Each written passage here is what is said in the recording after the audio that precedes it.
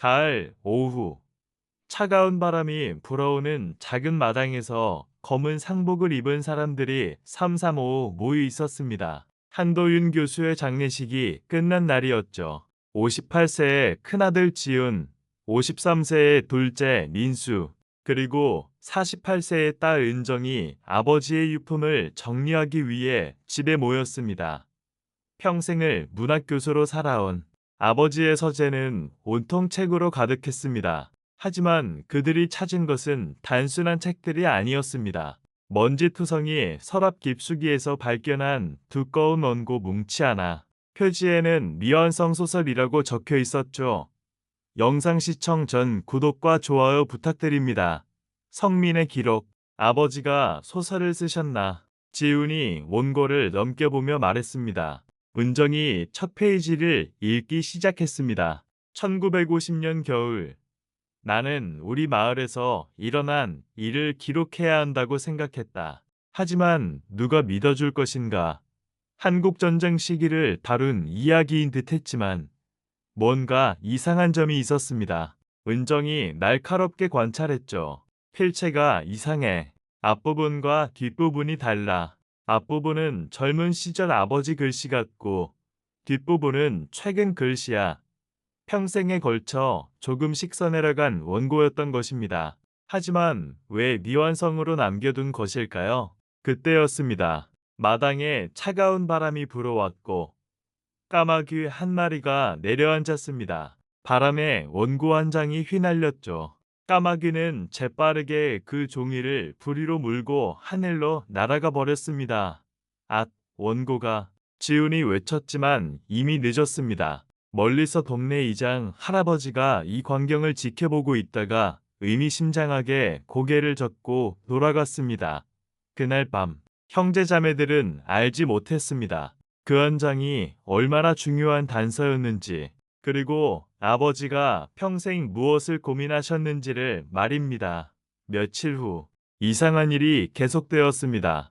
은정이 원고를 다시 확인해보니 페이지 수가 줄어든 것 같았습니다. 분명 더 두꺼웠는데 누군가 몰래 가져간 것일까요? 지우는 원고를 읽으면서 의심스러운 부분을 발견했습니다. 부동산 관련 내용이 나와 우리 집 땅 경계에 대한 얘기 같은 게. 그는 혹시 아버지가 재산과 관련해서 뭔가 숨겨놓으신 게 있을지 모른다고 생각했습니다. 하지만 기자인 민수는 다른 관점에서 접근했습니다. 그는 동네를 돌아다니며 주민들을 인터뷰했죠. 그 사람 참 이상했어. 맨날 까마귀 얘기를 하더라고. 한 노인이 말했습니다. 까마귀가 내 비밀을 안다고 늘 중얼거렸지. 구멍가게 할머니도 비슷한 증언을 했습니다. 몇 달 전에도 여기 와서 까마귀는 내 비밀을 알고 있다고 하시더라. 그런데 요즘 소문이 이상해. 까마귀가 너희 집 원고를 다 훔쳐갔다면서. 민수는 확신했습니다. 이 원고 단순한 소설이 아닐 것 같아. 실화를 바탕으로 한 폭로문학 같아. 홍내 어르신들의 증언을 종합하면 아버지는 예전부터 어떤 비밀을 알고 계셨던 것 같았습니다. 형제들 사이에 의심과 갈등이 생겼습니다. 은정아, 혹시 너 뭔가 숨기는 거 아니야? 민수도 마찬가지야. 너도 뭔가 알고 있는 거 같은데. 서로를 의심하기 시작한 것입니다. 그날 밤 각자 집에서 원고를 연구한 결과 놀라운 사실들이 드러났습니다. 민수는 충격적인 내용을 발견했습니다. 그녀의 이름은 정화였다. 문학과 선배였던 그녀와의 사랑은 누구에게도 말할 수 없는 비밀이었다. 엄마가 아닌 다른 여인과의 사랑? 민수는 놀라며 대학 동창회 명단을 뒤져봤습니다. 지우는 다른 부분에 주목했습니다. 집 뒤편 느티나무 아래, 새걸음 동쪽. 이것은 분명 위치를 알려주는 암호였습니다. 아버지가 뭔가를 묻어놨을 거라고 확신했죠. 인정은 아버지의 옛 그림들을 살펴보다가 뒷면에 붙은 작은 메모를 발견했습니다. 내가 자녀들에게 남기고 싶은 것은 재산이 아니다. 과거의 진실이다. 다음 날 오후 다시 모인 형제 자매들은 각자 발견한 내용을 공유했습니다. 민수가 흥분해서 말했습니다. 아버지가 대학 시절에 정화라는 여인과 사랑했어. 엄마가 아닌. 그리고 그 여인에게 아들이 있었다고 되어 있어. 그럼 우리한테 형제가 더 있다는 소리야. 은정이 충격을 받았습니다. 하지만 지우는 다른 것에 더 관심이 있었습니다.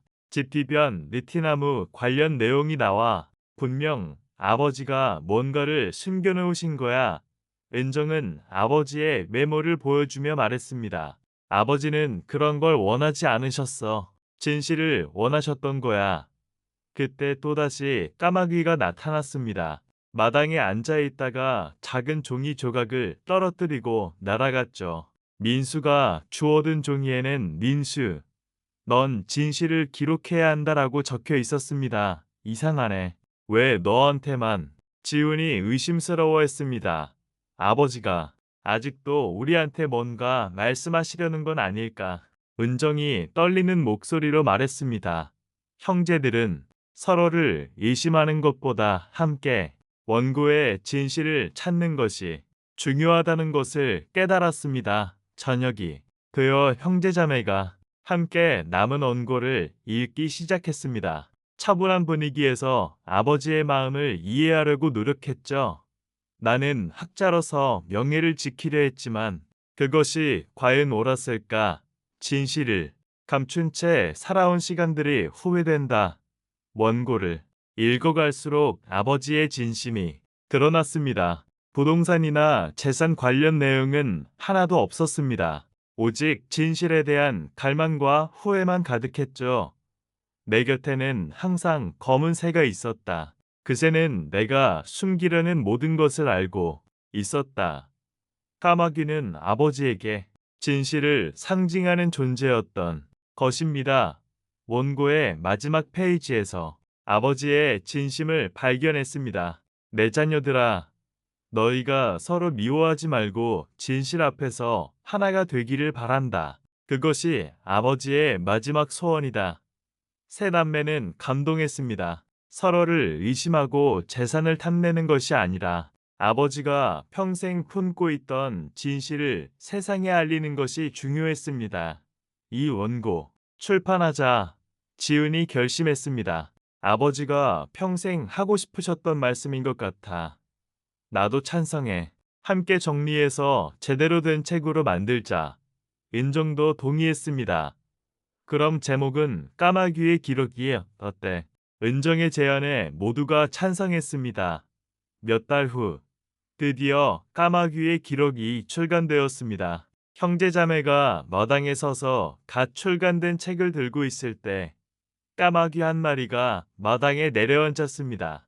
이번에는 아무것도 가져가지 않고 잠시 머물다 날아갔죠. 인사하고 가는 건가? 민수가 웃으며 말했습니다. 동네 도서관에서는 여러 노인들이 책을 읽고 있었습니다. 도윤 교수가 이런 이야기를 가슴에 품고 계셨구먼.